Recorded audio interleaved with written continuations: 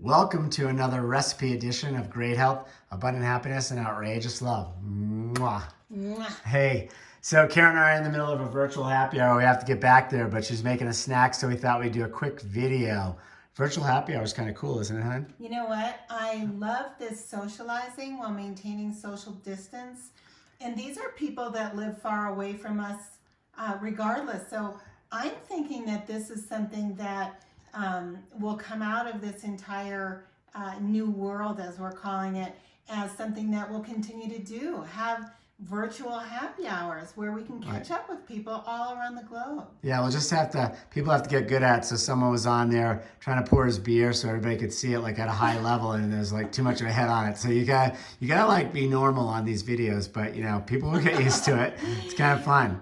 Well, and listen, I am making a snack here for our virtual happy hour, but one of the main reasons I wanted to do this particular snack is that I am part of a variety of several social face group pages and other social media groups, plant-based eating, healthy eating, vegan eating, and a lot of the people that are, what they're talking about right now is, how do I curb my overeating while I'm social distancing? And my first order of business is to let you know, don't bring junk food in your house. Don't bring those Oreos in just because they're vegan, or those Doritos in because they're vegan.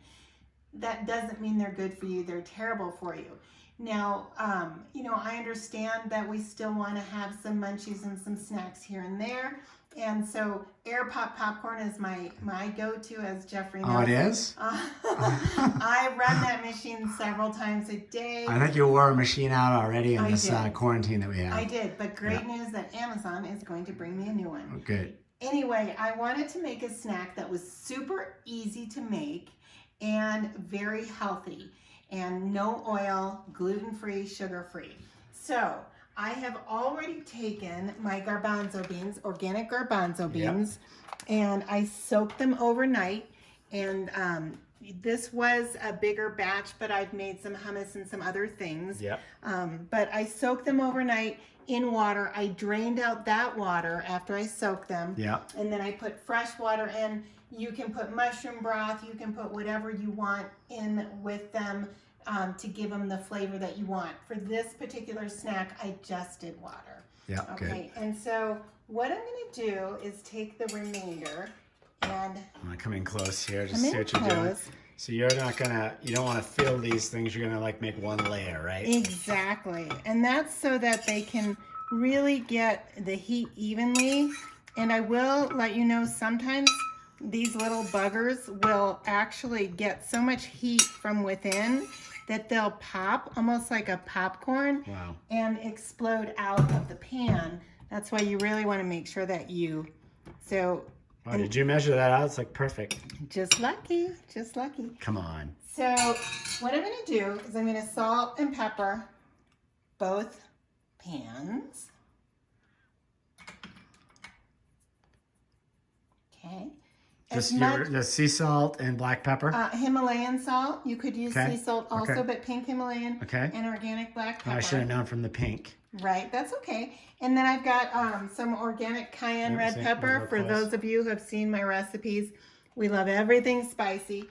So I am going to put this I'm just going to like on go close both, so we can see right? what you're putting on there. Yeah, so but then on one of them, I'm also going to add a curry powder, just so that we have two different snack flavors. Okay. And think of it like, if you are, prone to eating that junk food and you want to get away from it, they draw you in because they make all the different flavors. So add whatever flavor it is that you crave. We have this amazing, I can't remember, it's like a chili lime seasoning that would also be amazing. You can use nutritional yeast, whatever you want.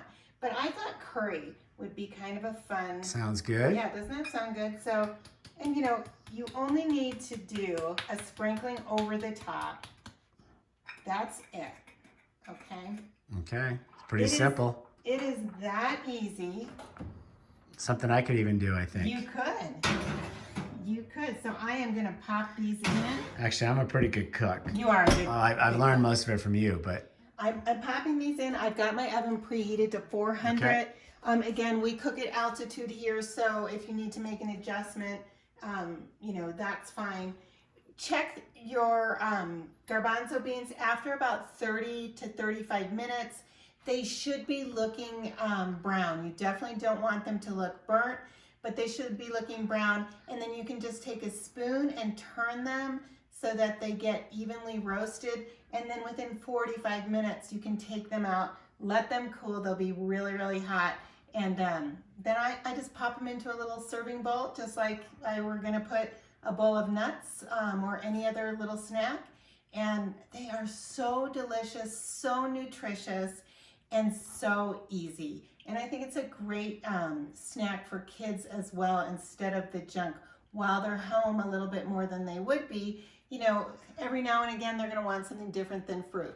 So this is just a fun little snack, and your kids can help you make these. Don't let them take it out of the oven because it gets hot. But as far as choosing the seasonings, I think it'd be really fun. Each kid can get to pick their own seasonings. I love it. Yeah. That's great stuff. So we're going to go back to this happy hour. I'm going to grab a glass of wine. I guess my chickpeas won't be ready for a little bit, but maybe it's still going at the end. So 35 minutes. Yeah, and we'll show you a picture of what they look like when they're all done. Awesome. Wishing you great health, abundant happiness, and outrageous love from the kitchen at Copper Mountain.